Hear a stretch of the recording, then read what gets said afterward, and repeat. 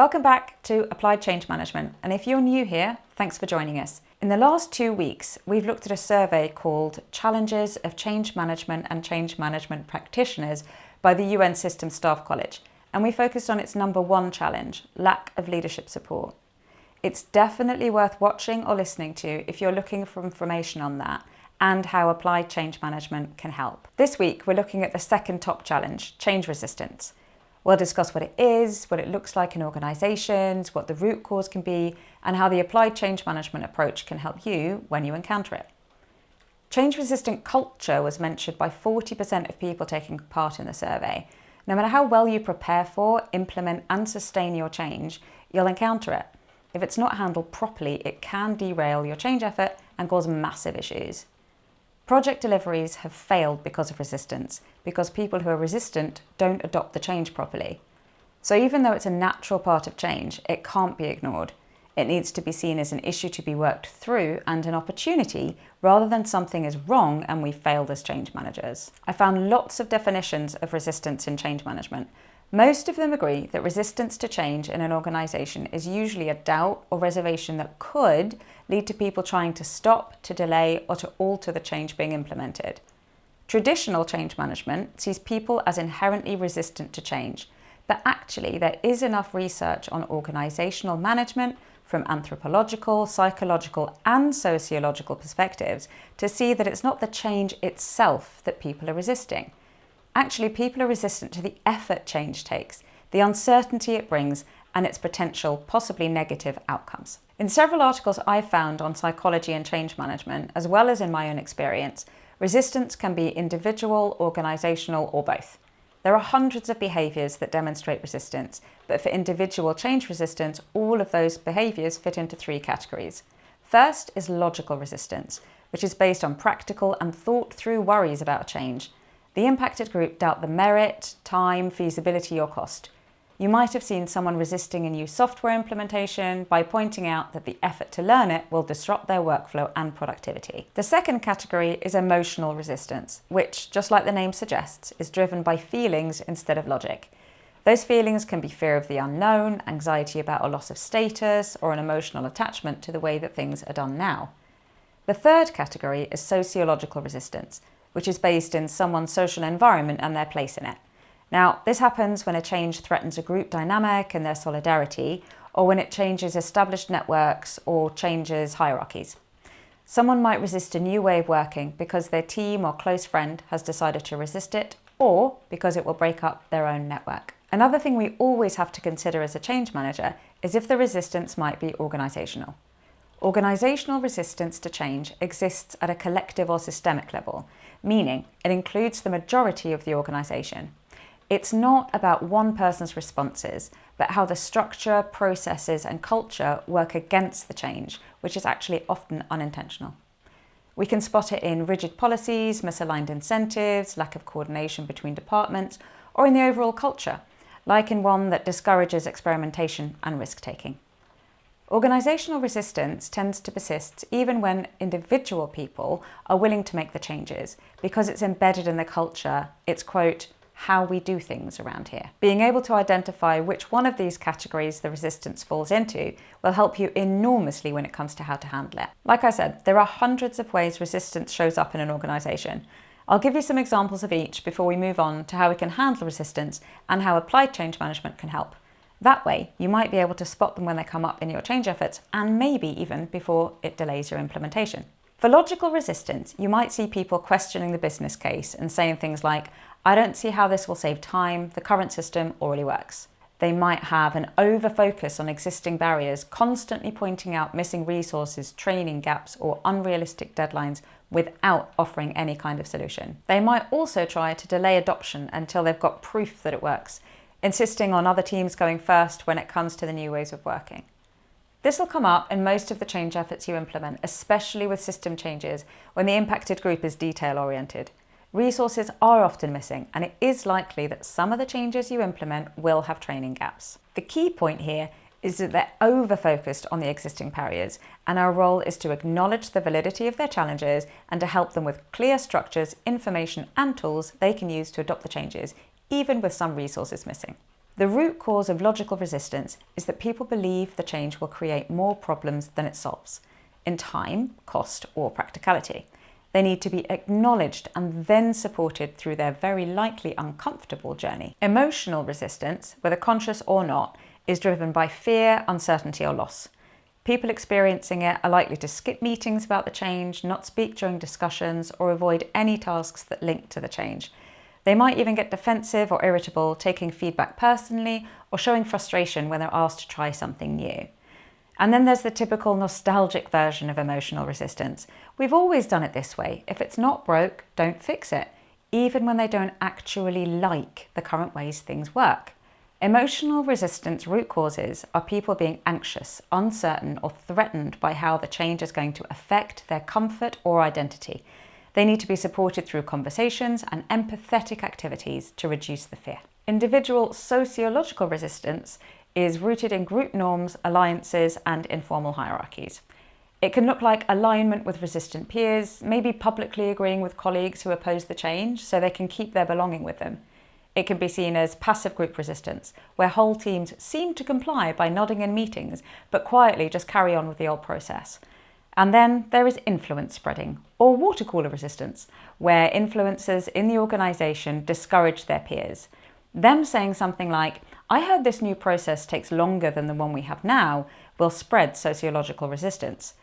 The root cause of sociological resistance is that the change will disrupt the group norms, the relationship or the social status with the teams or the peer networks. What they need is an understanding of how they can adopt the change without losing their standing. Organisational resistance, which is found at the system or culture level in the organisation, can be seen in policy rigidity. Procedures or approval systems might actually make it impossible to adopt the new processes efficiently, even when everyone wants to. Or it can show up in conflicting priorities or incentives, like when performance management still focuses on supporting the old way of doing things rather than sustaining the change. And then finally, there's cultural inertia, which is when senior leaders or departments clearly signal that they've tried this before, which normalises skepticism or inaction. The root cause of organisational resistance is the structure, processes, and cultural reinforcement of the way they work now, which makes new approaches difficult to implement and sustain. The solution is to gradually change the culture, which obviously takes a very long time. And if you can't change the culture, you will need to work within the structure and leverage any support you can to implement your project. When it comes to dealing with resistance, there's a traditional and an applied way of doing things. For decades, traditional change management has seen resistance as a problem to manage or overcome. Traditional approaches often suggest tackling resistance early and quashing it without identifying why the resistance has surfaced. Individuals who show resistance were seen as issues for managers in the project, basically seen as putting their own doubts ahead of the collective good that managers and project leads believed the project would bring.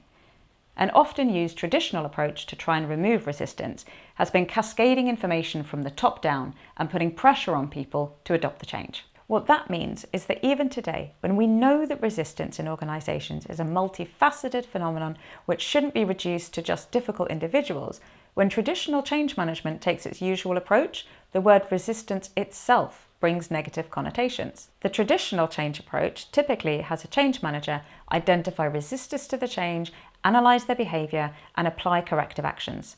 Those corrective actions are typically more communication, more training, or escalation through line management. The traditional focus is to reduce visible resistance rather than understanding the cause. Tools typically used by the change manager include stakeholder engagement plans and communication cascades to convince people of the benefit of the change. Time and time again, those tools are focused solely on trying to persuade the people to adopt the change. It's often a top-down approach which doesn't support the impacted group. My applied change management approach has a different perspective of resistance, which completely changed my experience of resistance and change implementation, as well as the experiences of my clients, of stakeholders, and of impacted groups. By using applied change management, resistance can, in fact, be a positive for you as a change manager. Resistant behaviours and conversations with resistant groups and individuals can become some of the most valuable experiences you have during a project. See resistance as information and only information. It's a signal that something about the change doesn't quite fit with the lived experience of those people who are changing how they work. But we already see this as a signal, I hear you cry. We know people don't like change, and I hear you.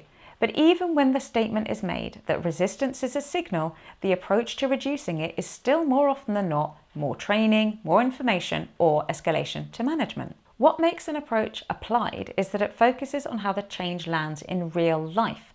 Applied change management uses conversations with resistant groups to understand why the resistance exists, not just that it exists.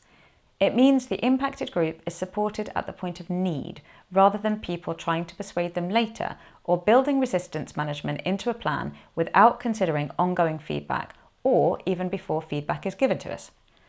Applied change management uses conversations with resistance groups to identify what form the resistance is taking, not just whether it exists or not, but whether it's logical, emotional, sociological, or organisational. Once we understand the category and root cause, we apply our approach to match it, not by adapting the change itself, but by shaping how we support and engage with that specific form of resistance. Like I mentioned before, logical resistance is met with evidence and given clarity, emotional resistance with reassurance and empathy, sociological resistance with peer involvement, and organisational resistance with alignment across systems and processes through culture change. The applied response is practical, targeted, and grounded in what people are actually expressing. We make the approach applied to the resistance rather than expecting one universal method to work for everyone. We don't try to convince people with communication cascades, but make the change easier to adopt in practice to support our impacted group. I mentioned earlier that resistance can be a positive phenomenon for us change managers, which might sound a bit odd.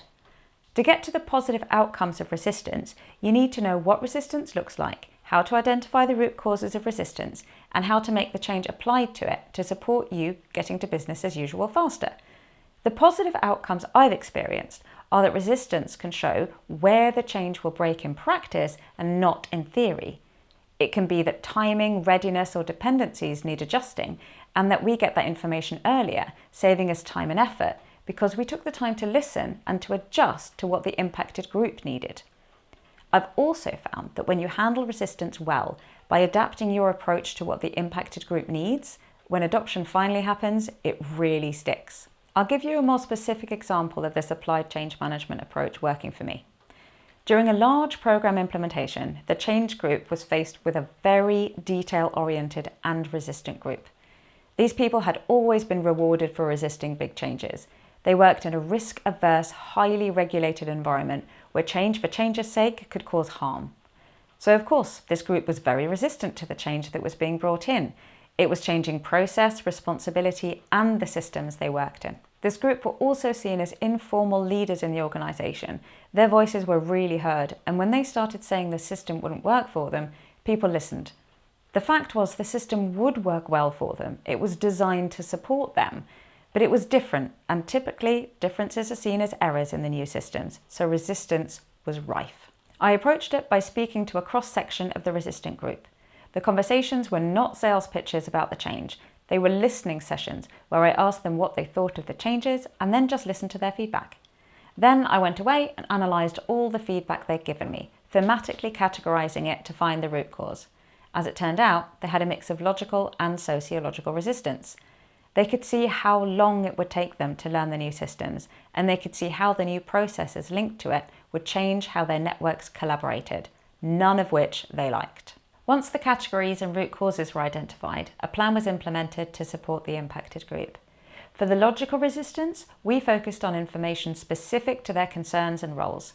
We started by creating a handbook where they could see not only the high-level information of this system is changing to another system, but one with details of what was changing and why.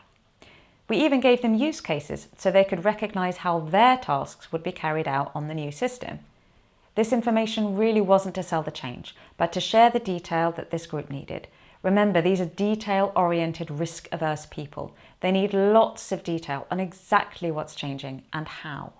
For the sociological resistance, we made it really clear how the different teams would be working together.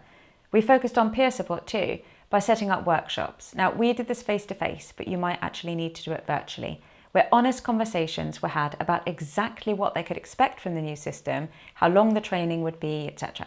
The peers we brought in had undergone the change already, so they could have open conversations about the new technology, its benefits, and vitally to keep the transparency up, where it could be improved. Our result was that the resistant group had the information they needed to understand more of how their future would look. It didn't quash the resistance, it didn't sell the change. We basically made the future clearer for the logical resistance and peer-supported for the sociological resistance, because that's what they needed. Resistance didn't disappear. People were still worried, but they didn't use workarounds. They took their training, they worked with the program team to prepare for go-live, and they did eventually work in the new ways. If I can see such huge benefits of using applied change management to support our resistant impacted group, then so can you. So next time you encounter resistance in your change effort, remember, it's expected and can help you support your impacted group even better than you already are. You need to clearly identify the categories so you can find the root cause or causes of the resistance. Once that's identified, you need to implement focused activities with your resistant group with the goal to support them by reducing their concerns. Please don't expect the resistant group to be exuberant about the change after you've worked with them. Moving them closer to neutral is fine, as long as they're supported. Thanks for watching or listening to the Applied Change Management podcast. Each week, I'll be giving more information on applied change management and discussing important topics within the sector. If you found this week's episode helpful, please follow, like, comment, and share it within your network. And come back to see me next week, where we'll get into how applied change management helps you sustain the change. I'll be here every Thursday. See you then.